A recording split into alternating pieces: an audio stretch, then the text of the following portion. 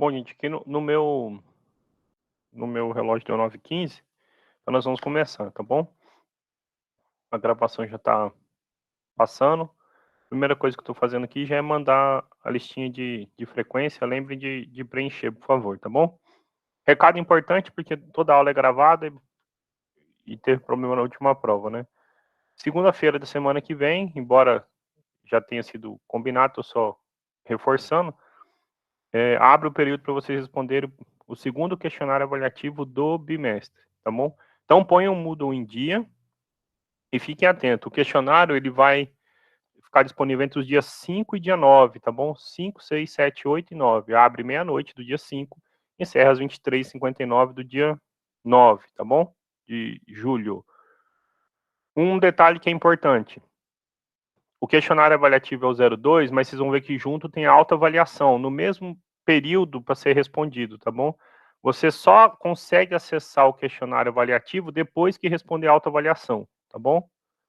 Lembrando que a média do bimestre é a nota do questionário 1, mais a nota do questionário 2, né? Soma isso, divide por 2, e acrescenta a nota da autoavaliação, que vocês podem se autoavaliar de 0 a 2 pontos, tá bom? Então não deixem para a última hora, tá? E fiquem atentos a isso. Eu já coloquei a autoavaliação como um dos requisitos para que não aconteça igual no ano passado, o aluno às vezes fazia a prova, mas esquecia de preencher a autoavaliação, tá bom? Sem contar que as outras atividades têm que ter sido acessadas previamente. Então, se organize essa semana, coloque o Moodle em dia e para não deixar para a última hora, tá bom? Hoje, não bem hoje, mas essa semana a gente vai fechar o nosso conteúdo, que é o seguinte: eu vou falar agora com vocês sobre dízima periódica, como que a gente acha a fração geratriz, e depois falar sobre o conjunto dos números reais, tá bom? Vai ficar faltando falar para vocês em intervalos reais, que também faz parte da prova, porque na verdade intervalos reais é um pedaço dos números reais, tá bom? Só que este eu vou deixar um videozinho gravado essa semana para vocês assistirem para a semana seguinte, tá bom? Então se organizem aí que esse vai ser o primeiro vídeo assíncrono que eu vou deixar para vocês, tá bom? E aí, se alguém tiver alguma pergunta, algum comentário, pode ficar à vontade, tá bom?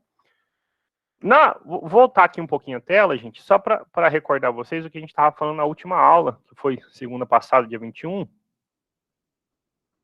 Nós estávamos falando sobre a representação de frações que já estão na forma irredutíveis, tá bom? Nós vimos que ela pode ser finita, e ainda demos a condição para ser finita, né? Aqui embaixo, no denominador, só pode aparecer potências do número 2 ou 5, ou ser o número 1. E quando não for finita, a representação será infinita. Então a gente viu aqui alguns exemplos: 0,333, 0,9, 0,909, 0,1333. E esse feio aqui, 0,142857, 142857, etc. Né? Então a pergunta era, né? Quando nós tivermos uma representação decimal, por exemplo, igual essa aqui, 0,232323, como achar a fração que origina esta representação? Isso a gente chama a fração geratriz, tá bom? Então, na verdade, como determinar a fração geratriz de uma dízima periódica? Então, esse é o nosso objetivo de hoje, tá bom?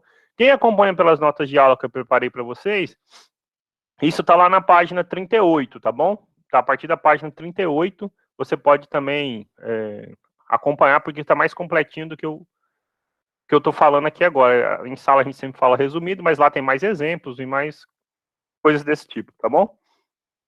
Então, só para eu ganhar um pouquinho de tempo, eu vou até printar o que eu deixei lá para vocês, porque a gente já comentou disso algumas vezes, tá bom? E vou deixar, então, assim, só formalzinho o que é uma dízima periódica e a fração geratriz e tudo mais, tá bom? Então, isso aqui eu estou printando lá do material que eu preparei para vocês.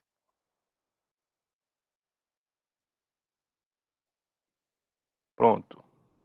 Começando daqui hoje, então. Nas representações decimais que a gente viu do exemplo anterior, gente, esse aqui está exemplo 324 porque está copiado do material que eu preparei para vocês, mas esse que a gente chamou de exemplo 324 é esse exemplo aqui, tá bom? Tá até com o número aqui, ó. 324. As seguintes frações possuem representação decimal infinita, tá bom? Então, esse é o exemplo 324.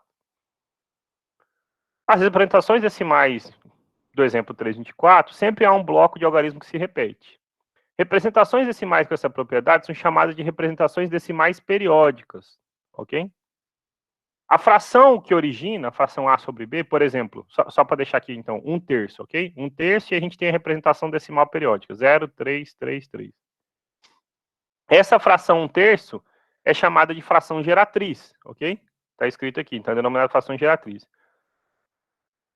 Uma coisa que é menos simples de identificar, mas é o que a gente vai falar aqui agora, é que as representações decimais infinitas sempre têm a propriedade que um bloco de números se repete indefinidamente. Então, o que caracteriza essas dízimos periódicas são que um determinado bloco de números, por exemplo, nesse nosso exemplo é o 3, 0,33333, esse 3 vai se repetir indefinidamente, ou seja, em momento nenhum vai virar 4 ou vai aparecer um número diferente de 3. Né? Uma representação decimal periódica é também denominada, né, o que a gente chama mais comumente de dízima periódica, tá bom? Então, essa representação decimal periódica, esse 0,33333, é o que a gente chama de dízima periódica. A parte da dízima que se repete é denominado período, e o comprimento do período, ou seja, o número de algarismo que se repete, o número de algarismo que se repete é o que a gente chama de comprimento. Então, por exemplo, esse 0,333 tem comprimento 1. Só para voltar aqui, por exemplo, 090909 tem comprimento 2. Essas 0,142857, né, esse que está grifado de rosa aqui embaixo, tem comprimento 6, tá bom? Enquanto, por exemplo, o comprimento desta 2 sobre 15 é 1. Quem se repete é o 3, embora comece a se repetir a partir da segunda casa decimal. O 1 não se repete mais, ok? Mas também tem comprimento 1. Esse 0,13 serve até de exemplo porque a gente chama de dízima periódica simples ou composta, tá bom?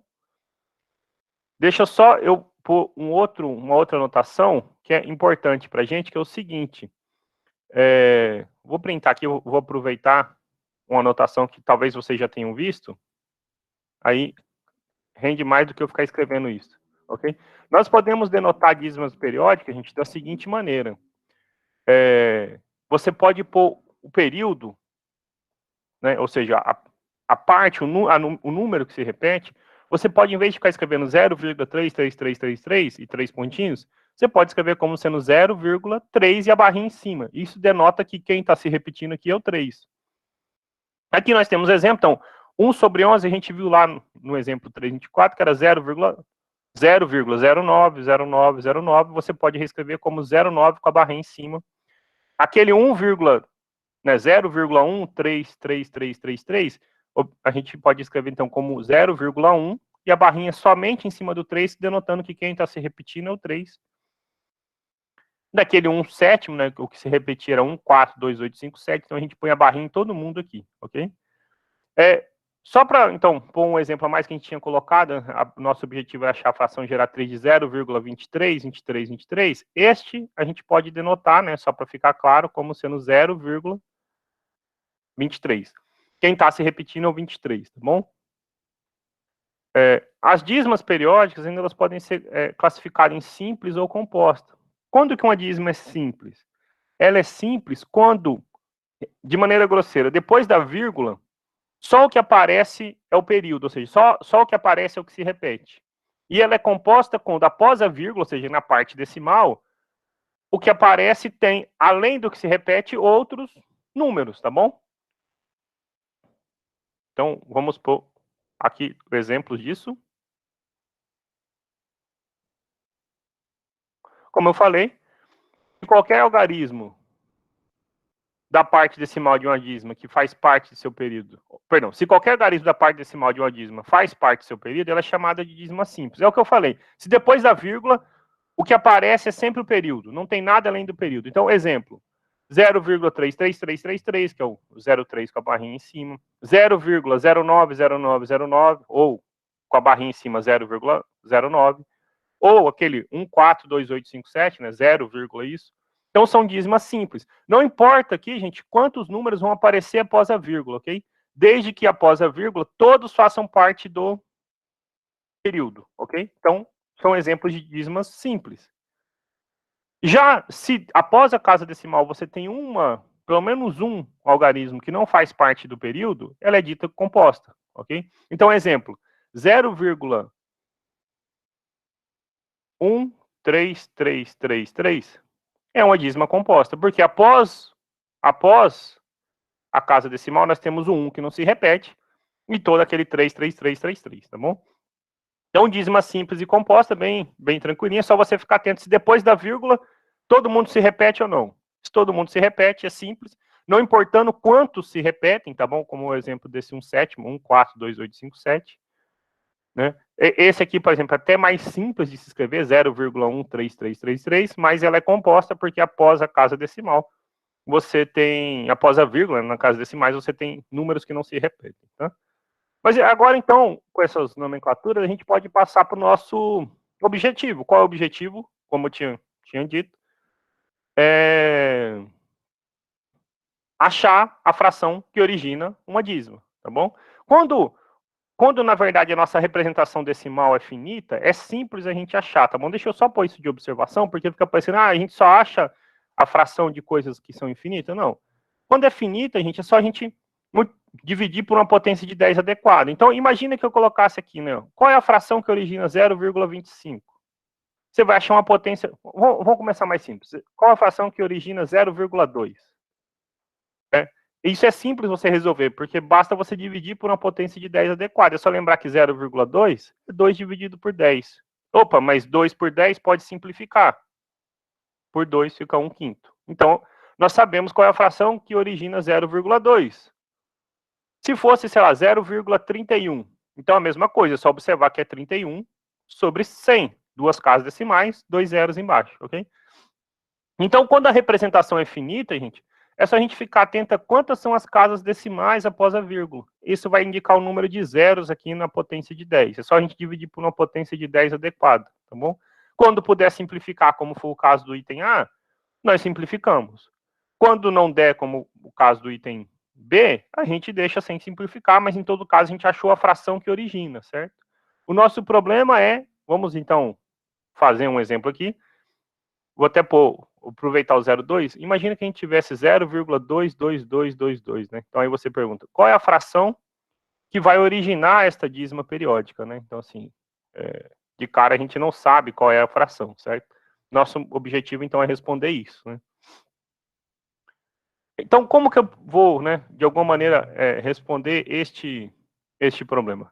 O truque é bem simplesinho, gente, olha só, então assim, aqui não adianta dividir por uma potência de 10 adequado, né? Por quê? A gente comentou naquele resultado anterior que se no denominador só aparece múltiplos de 2 ou 5, ou seja, só aparece potências de 10 embaixo, então a dízima é finita. Nesse caso ela é infinita, né? Então assim, não vai poder aparecer coisas de 2 ou 5, né? Então como que eu vou resolver esse problema? A solução é bem simplesinho.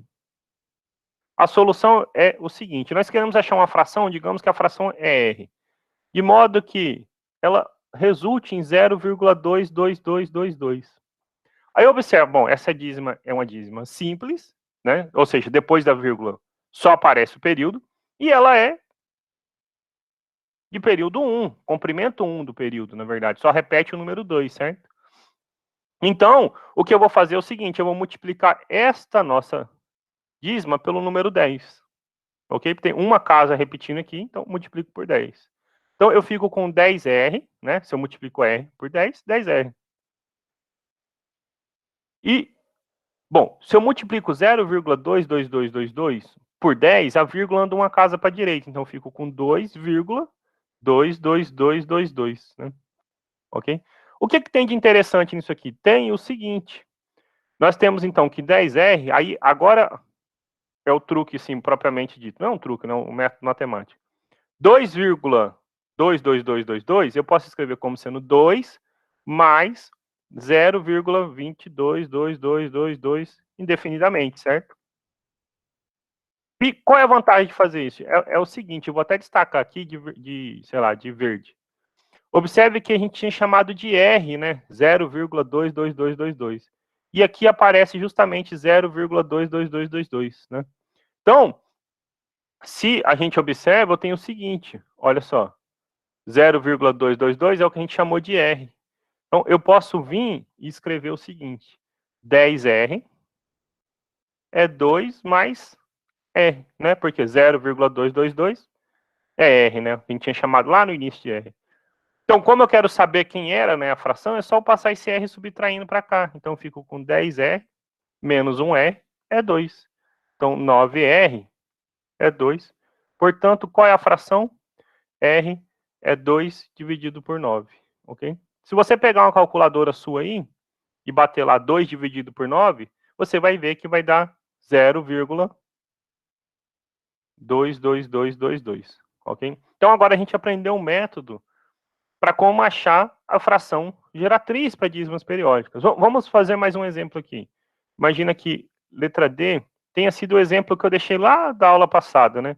Imagina que a gente tem, então, assim, 0,23, 23, 23.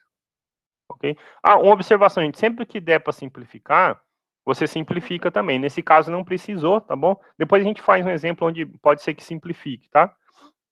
Mas não foi o caso desse, tá bom? Então a pergunta é, qual é, né, a fração que origina a dízima 0,232323? Então, de novo, é bem simples. Eu vou chamar isso... Ó, eu chamei de R no anterior porque a gente está chamando de R os números racionais, tá bom? Mas se você, em algum momento na sua vida, no ensino fundamental, viu o seu professor chamando de X, também não tem problema. Eu vou até pôr aqui como X, tá? Não há problema nenhum, tá?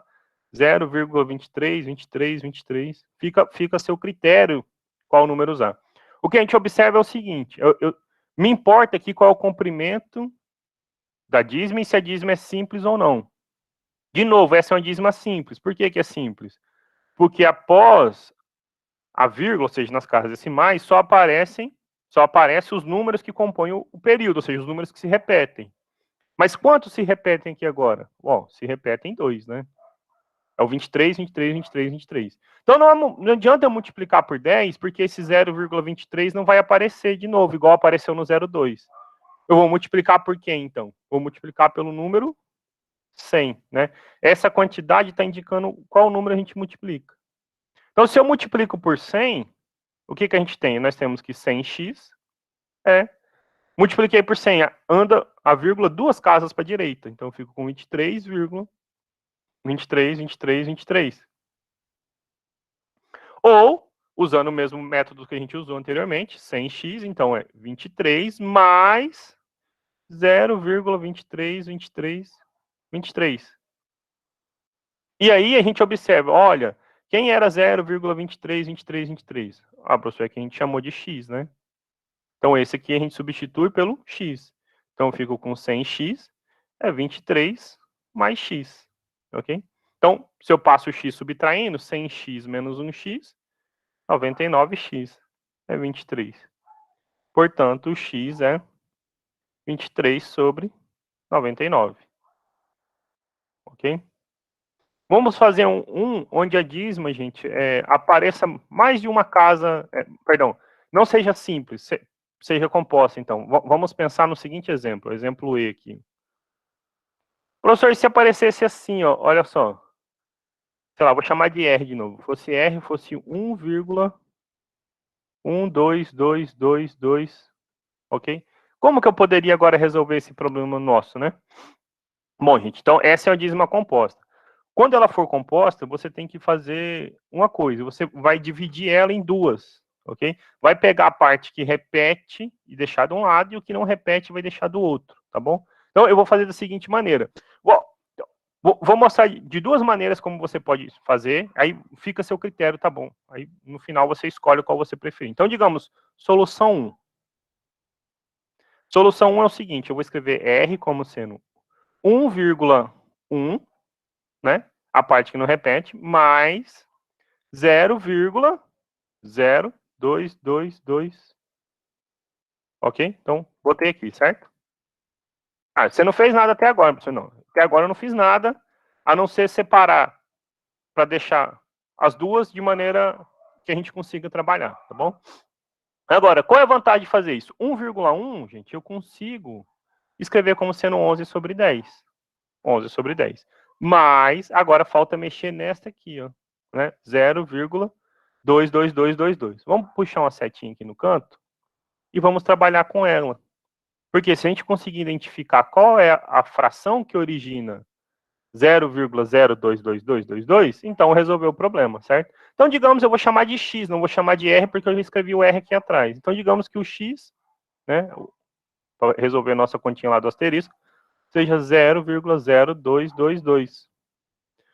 Aí observa, olha, o que falta para eu poder chegar na parte que se repete, né? Ó, falta eu andar uma casa para a direita, certo? Então, como é que eu ando uma casa para a direita com esses números decimais? Eu multiplico por 10. Se eu multiplicar por 10, eu não tenho x mais, eu tenho 10x. Mas eu vou andar uma casa, então eu vou ficar com 0,22222. Opa, 0,222 é uma dízima periódica simples. Eu sei resolver. Se eu usar o mesmo método que eu usei aqui, gente, eu pus esse 0,222 para não precisar fazer de novo a continha. Mas se eu usar esse mesmo método que a gente usou aqui, eu sei que 0,222, repetindo as contas, dariam 2 nonos, ok? Então, eu observo o seguinte, eu vou lá e vou usar aquele mesmo método, olha, multiplica por 10, anda uma casinha, separa, resolve o problema, então eu ia chegar aqui 10x ia ser quem? 2 sobre 9. O 10 está multiplicando, eu passo dividindo. Vai ficar com 2 sobre 9 dividido por 10. E a gente revisou como opera com frações. Divisão de fração, conserva a primeira e multiplica pelo inverso da segunda. Então ia dar 2 sobre 90. Ok? 2 sobre 90. Então, isso é 2 sobre 90. Eu ponho aqui, ó. 2 sobre 90. E agora eu só preciso somar essas frações, ok? E foi bom a gente revisar, porque agora a gente não tem desculpa. Eu não sei somar as frações, né, professor? Sabemos sim. Olha, 11 sobre 10, eu posso escrever como 99 sobre 90, né? Só multipliquei e dividi por 9, para deixar todo mundo com denominador 90. Então, nós vamos ficar 9 mais 2, 101 sobre 90. Então, pronto, resolvido o problema. Olha, 101 sobre 90 é a fração que origina 1,12222, ok? Então, você vai assim. Ah, professor, mas você falou que tinha um outro jeito. Tem sim. É usar esse método do asterisco aqui de maneira direta, tá bom? Aí fica assim a seu critério. Solução 2, né? Só para não deixar de cumprir o que eu havia falado, é o seguinte, aí, assim, sempre escolha o que você preferir. Então, vamos até escrever de novo. Olha, a nossa fração, a nossa dízima era 0 não, perdão. 1,1222, certo? E aí, assim, o que eu vou fazer para transformar ela em numa fração? Aqui, gente, então eu já vou vir, eu tinha separado para deixar 0, alguma coisa, para ajudar vocês, tá bom? As duas é a mesma coisa, só que de maneira diferente. O que eu vou fazer? Eu vou ver quantas casas decimais faltam para eu poder chegar no que se repete. E eu vou multiplicar pela potência de 10 adequada. Você fala, professor, tem uma casa só decimal repetindo. Então, qual o número que eu vou multiplicar? Por 10. Então, eu vou ficar, em vez de R, 10R. Vai andar uma casa para a direita. Então, eu fico com 11,22222. Ok? Então, eu fico com 10R igual a 11 mais 0,22222. Né?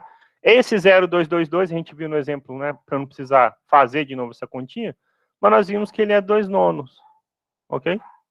Então, eu tenho que 10R é 11 mais 2 nonos. Então, 10R, como é que a gente soma as frações aí? Né? 9 vezes 1, 9. 9 vezes 11, 99. Mais 1 vezes 2. Então, 10R é 101 dividido por 9. Eu passo o 10 dividindo. E se eu passar o 10 dividindo, vai dar os 90 lá de baixo, tá bom? No final, dá na mesma coisa, tá bom? Fica claro a seu critério, né? O que você preferiu, o que você gostou. Então, fica assim, o que achar melhor, tá bom? Mas assim, resumidamente, é assim que a gente trabalha com essas dízimas, tá bom? Então, você tem que chamar de x, você tem que chamar de x ou de r, ou de qualquer letra que você quiser, e passar a potência de 10 adequada, multiplicando, depois isolar, tá bom? Então, assim, não muda muito disso.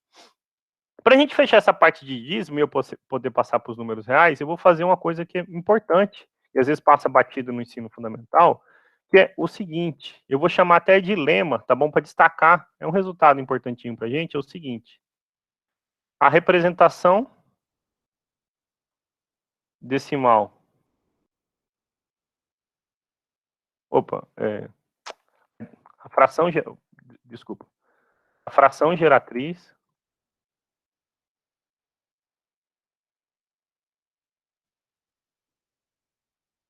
de 0,999 é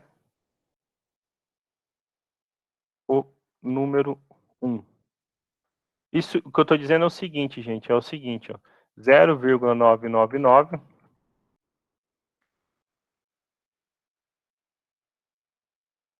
é a mesma coisa que o número 1. Opa, perdão.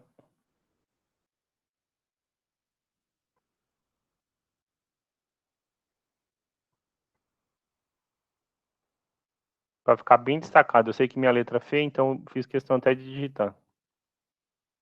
Isto é 0,9999 é uma outra maneira de escrever o número 1, tá bom? Por que isso? Então, é o que a gente já fez até agora, tá bom? Como é que eu vou achar a fração geratriz, ou seja, qual é a fração que origina o número 0, né, cuja a representação decimal é 0,999? Então, o que a gente está dizendo é outra maneira de se escrever o 1, tá bom? Mas como é que eu poderia justificar isso para vocês? Então, digamos que R seja então 0,9999, ok? Então, olha, professor, dízima simples, o período, o comprimento é 1, você vai multiplicar por 10, beleza. Então, multiplicamos por 10. R vezes 10, 10R. E isso dá quem? 9, né, que a casa andou uma casa para a direita, vírgula, 999. Então, 10R é 9 mais 0,999. E isto foi o que nós chamamos de R, certo? Então, 10R é 9 mais R. Então, se eu passo R subtraindo, 10R menos R, 9R é 9. Então, quem é o R? O R é 9 dividido por 9. E 9 dividido por 9 é o número 1, tá bom? Muitas vezes a gente vê o professor falando, olha, é aproximadamente o número 1. Não. 0,999 é o número 1, tá bom? Essa reticência, esses 3 pontinhos, indica que isso não para nunca. E a fração geratriz, a única fração geratriz possível para obter essa representação decimal é o número 1. Então, é uma outra maneira de se escrever o número 1, tá bom? Cuidado, gente, que não estou dizendo que é aproximado. Não é que você for lá e colocou se 1 milhão de números 9, então vira o número 1, tá bom? Isso não é verdade, são diferentes. Mas, se essa representação for infinita, ou seja, o número de 9 nunca acabar, né? Esse 9 não para nunca. Então, se você pensou em 1 milhão é pouco, se você pensou em 10 bilhões é pouco, se você pensou em 100 trilhões, ainda é pouco. Não para, nunca vai parar de repetir. Então, é uma outra maneira de escrever o número 1, tá bom? Então, assim, cuidado que... Ah, o professor falou que 0,99... Não, 0,999 não é 1. Mas se tiver essa reticência, ou seja, se isso não parar nunca, é uma outra maneira de se representar o número 1, tá bom? Dessa forma, a gente fecha a parte dos números racionais, que assim, o que a gente tinha de mais importante para falar até agora. E aí, então, nós vamos comentar um conjunto que é um pouquinho maior, que é o conjunto dos números reais. Né? Como que eles aparecem para a gente aqui. Né? Então, até na época lá dos gregos, então nós estamos falando de Pitágoras, estamos falando de antes de Cristo, então mais de 2.000 anos, possivelmente 3.000 anos, ou algo entre 2 e 3.000 anos, os matemáticos, as pessoas acreditavam que os números racionais eram o suficiente para você englobar todas as situações possíveis. Você não precisava de nada além dos racionais. Então, você conhecia. Os negativos ainda não eram aceitos, o zero era uma coisa questionável, mas o zero, então, é bem mais recente, mas você sabia contar, conhecia os naturais e conhecia os racionais, e isso acreditava que era o suficiente para resolver todos os problemas, ok? Acontece que na escola de Pitágoras, conhecido como escola pitagórica, Pitágoras é o mesmo do teorema de Pitágoras que estudam lá no ensino fundamental do triângulo. A hipotenusa ao quadrado é um cateto ao quadrado, mas o outro cateto ao quadrado é num triângulo retângulo.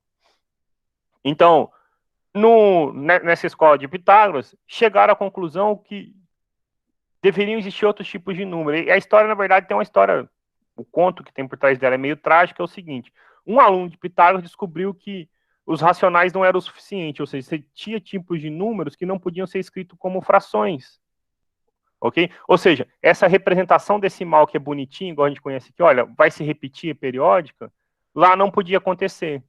E aí mataram esse cara afogado para não divulgar essa história. Bom, mas a matemática é sempre democrática nesse sentido. Descobriram e então fez-se necessário o surgimento de outros números. Então, mas como isso, né? Como que um número não pode ter uma representação sem ser periódica? Como que isso acontece? A gente vai dar um exemplo bem simplesinho para ilustrar isso aí, tá bom? A gente começa com uma pergunta, né? Será que todos os números são racionais?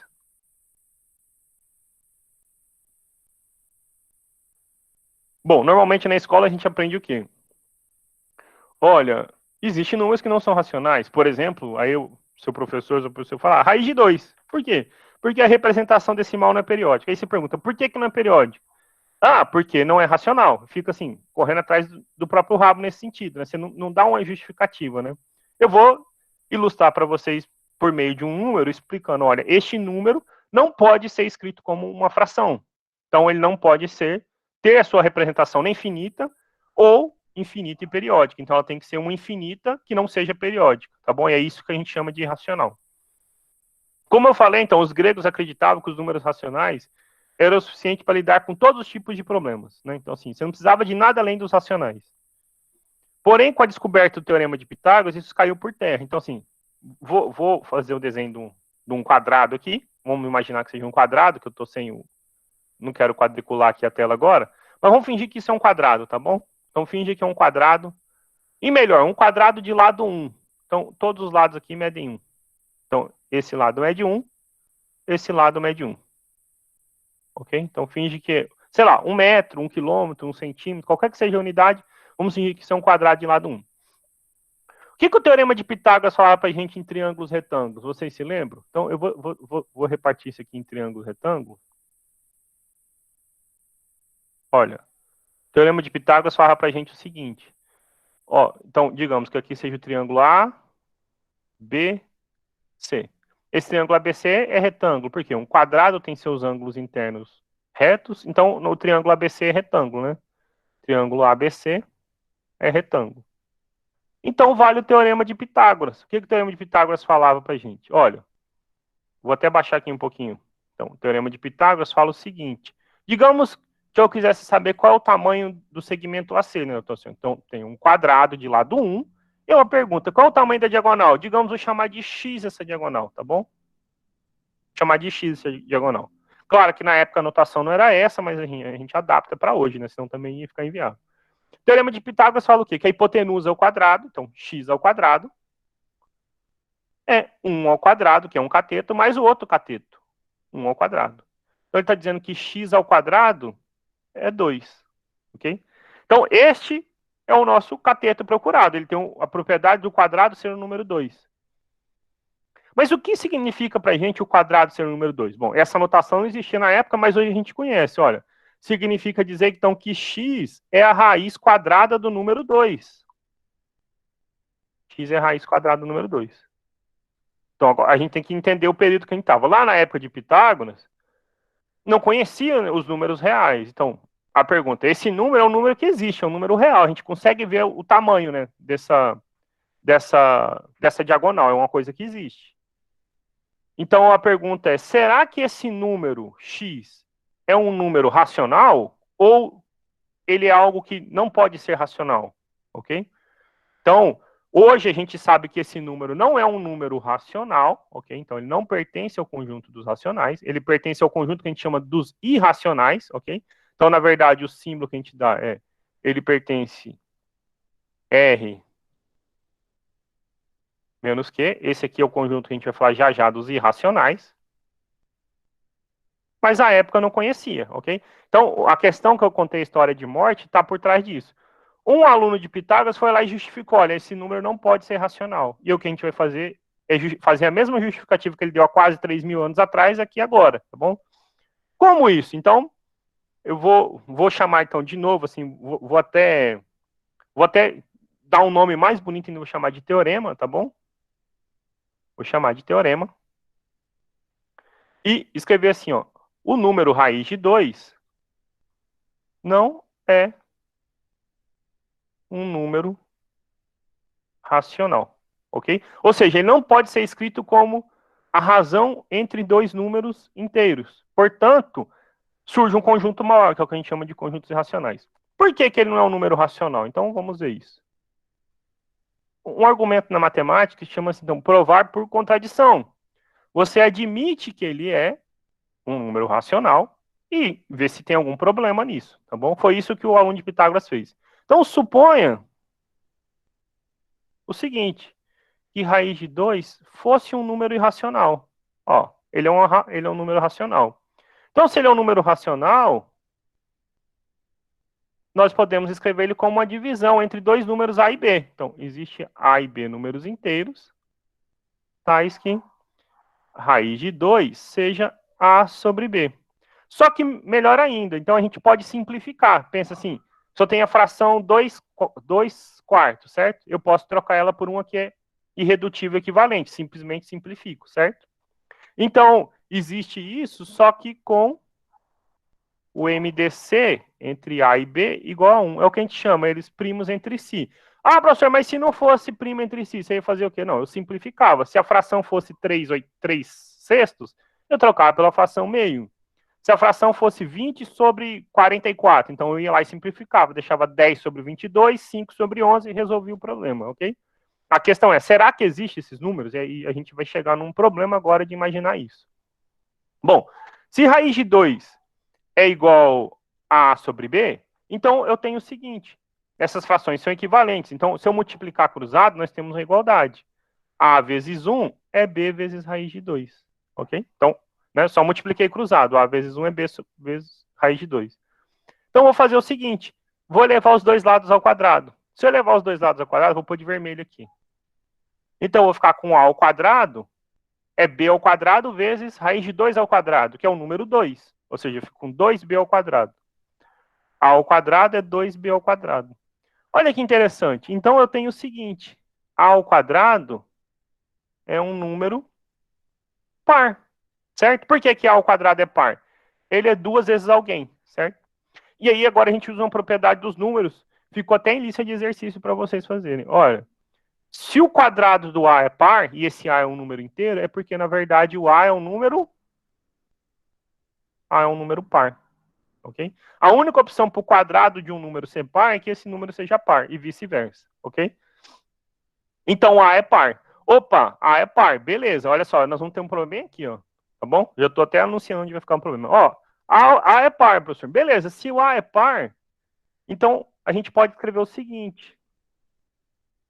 Então, A é duas vezes, sei lá, um número Q, um número K, perdão, onde K é um número inteiro. O A pode ser 2, 4, 6, 8, 10, coisas do tipo, certo? Então, ele é duas vezes algum número, duas vezes 1, ou duas vezes 2, ou duas vezes qualquer número, certo? Não importa qual é, A vai ser um número par. Então, eu vou voltar de novo nessa igualdade que eu pintei de vermelho aqui. Vou até escrever, olha, A é B vezes raiz de 2. Então, como A é par, eu tenho 2K igual a B raiz de 2. E vou fazer o que de novo? Vou elevar ao quadrado. Se eu elevar ao quadrado, nós vamos ficar, então, B ao quadrado vezes 2. 2B ao quadrado. 2 ao quadrado é 4, 4K ao quadrado. Dá para simplificar o 2 e o 4? Dá para simplificar o 2 e o 4. Então, aqui sobra o 2. Então, eu vou ficar com B ao quadrado é 2K ao quadrado. Opa, mas então, se B é B ao quadrado é duas vezes alguém, certo? Então, B ao quadrado é par. Mas o mesmo argumento, se B ao quadrado é par, a única possibilidade é que o B seja par. Temos aí um problema sério. Qual o problema sério? Nós escolhemos A e B de modo que o MDC entre eles fosse 1 e concluímos que os dois têm que ser par. Bom, mas se dois números são pares, o MDC deles é pelo menos 2, né? Eles são divisíveis ambos por 2. Então, uma contradição. Qual é o nosso problema aqui? Nosso problema foi supor que era possível escrever como uma fração A sobre B, e essa fração é irredutível.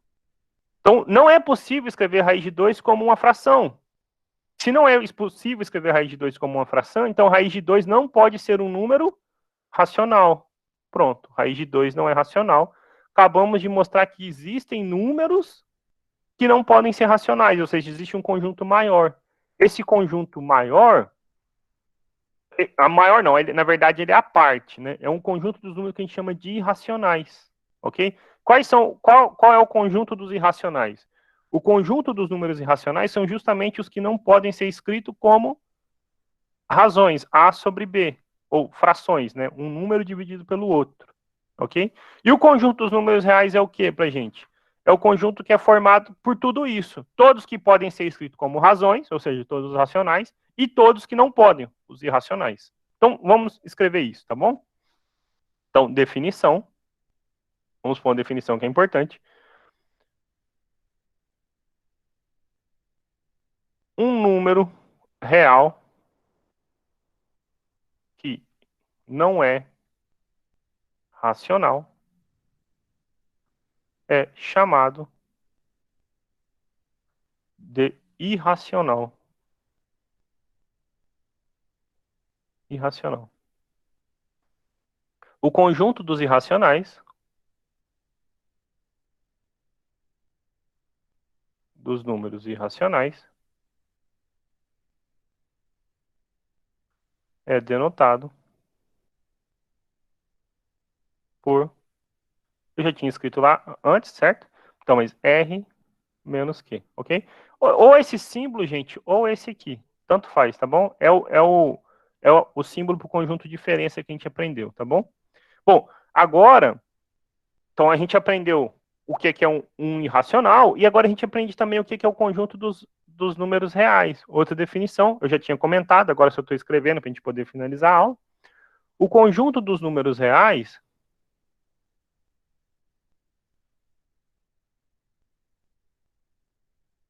é formado pela união dos racionais com os irracionais, ok?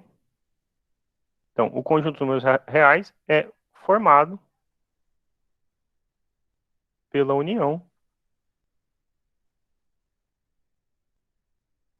do conjunto. Vou escrever só assim, tá bom, gente? Conjunto dos racionais com conjunto dos irracionais, ok? O símbolo é esse Rzinho aqui, e é denotado por R. Nosso diagrama agora fica completo, desde que a gente tinha vindo falando sobre conjunto, gente, então agora a gente pode fazer um bem grandão aqui pra gente, ó. Conjunto dos números reais, tá bom? Conjunto dos reais. Eu escrevo já isso, tá?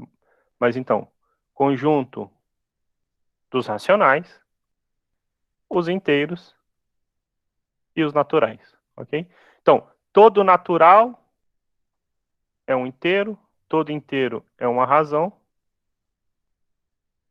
toda razão é um número real. E existe aqui fora os irracionais. Então, por exemplo, qual é um número real que não é racional? A gente viu, raiz de 2 é um exemplo. Existem outros, gente? Existe, tá bom? Raiz de 3, como é que eu consigo verificar a raiz de 3? É o mesmo tipo de justificativa que eu passei para vocês. Raiz de 5. Professor, só as raízes? Não, existem outros. Talvez vocês já tenham sido apresentado lá no ensino fundamental ao número π. O π é a razão entre o comprimento e o diâmetro da circunferência, da 3,14, 15, etc. O que é importante? Essa representação aqui nunca se repete, tá bom? Então, assim, se elas pudessem repetir, elas seriam racional. Só esses, ó, existe o número E, é um número de Euler, tá bom? Quando a gente for comentar do logaritmo, a gente for estudar logaritmo, nós vamos falar um pouquinho sobre esse número, tá bom? Mas esse aqui, para quem não conhece, é denominado número de Euler. Ele é um número que está entre 1, entre 2 e 3, ok? Ele é mais ou menos 2,71 alguma coisa. Ele tem uma expressãozinha bonita, eu vou deixar aqui, assim, a gente ainda não estudou o fatorial, mas a gente pode escrever como 1, mais 1 sobre 2, mais 1 sobre 6, mais 1 sobre n fatorial, isso continua, tá bom? Isso não importa agora, só estou assim, ilustrando que existem uma infinidade. Só para eu poder, então, finalizar a aula, como eu falei, vai ficar faltando falar de intervalos, esse vídeo eu vou deixar gravadinho para vocês, tá bom? Agora que virou 10 horas, eu vou finalizar para encerrar. Mas é o seguinte, uma curiosidade, será que tem mais números irracionais ou mais números racionais? Então, por incrível que pareça, gente, existem mais, entre aspas, porque são todos infinitos, depois a gente, uma hora poderia falar sobre isso, com calma, mais números que são irracionais, no sentido que a matemática define tipos diferentes de infinito, e esses infinitos dos naturais, dos inteiros e dos racionais são infinitos que a gente consegue contar. Já o infinito dos reais, a gente não consegue, ele é muito maior, tá bom? Só para ilustrar, no intervalo 0, 1, tem mais números, entre aspas, do que existe todos os racionais, tá bom? Então, os números irracionais são em mais quantidades, se você quiser pensar assim. São tipos diferentes de infinito. É um infinito que é maior do que o outro, tá? Eu finalizo deixando a nossa sequência de cadeia lógica de conjuntos, então, os naturais, os inteiros, racionais, e os reais é a cadeia que a gente aprendeu. No terceiro ano, a gente complementa o conjunto dos números, estudando os números complexo, tá bom? Então, por enquanto, a gente não fala do complexo. Eu vou voltar aí para a sala, tá bom? Aí eu vou fazer só um comentário importante, que é reforçar a questão da prova, tá bom? Vou mandar de novo o link da lista de chamada, e aí, se alguém tiver alguma pergunta ou comentário, eu também estou à disposição, tá? Primeiro, então, vou mandar o link da chamada. Comentário importante. Lembrem do questionário avaliativo, tá bom? Semana que vem, a prova de vocês abre na segunda. A aula de segunda eu vou usar para tirar alguma dúvida de lista de exercício, qualquer coisa que vocês tenham nesse sentido, tá bom? Então, recomendação, tentem resolver os exercícios, anotem suas dúvidas. Numa aula de 45 minutos não dá para resolver muito exercício, mas dá para tirar alguma dúvida de quem estudou. Essa semana eu vou deixar gravada a parte dos intervalos reais para vocês assistirem, tá bom? Mas então, conteúdo vai só até essa semana, aula de segunda-feira que vem, a última aula do primeiro bimestre, a gente vai resolver exercício na medida, na verdade, vocês conduzem a aula. Ô, professor, tal exercício da página tal, fiquei com dúvida nisso, a gente vai lá e resolve isso, tá bom? Mas ponham o Moodle em dia, resolvam os exercícios e lembrem de começar pela autoavaliação, senão você não acessa o outro, tá bom? Agora deixa eu ver comentários que tiveram aqui no chat. Laís falou, o professor João está com dificuldade de entrar na sala. Pois é, eu já falei, bom, a gente tem quase mais de 2 meses de aula, já comentei da importância de aceitar o convite, quem aceita tem acesso à aula, e aí fica injusto até eu ficar parando a aula toda hora, assim, que atrapalha o andamento. Certamente eu já mandei o convite, e assim, a pessoa precisa aceitar o convite para poder ter acesso à aula, tá bom? Ana Heloísa, o professor não está conseguindo responder a chamada. Conseguiu, Ana, agora responder a chamada?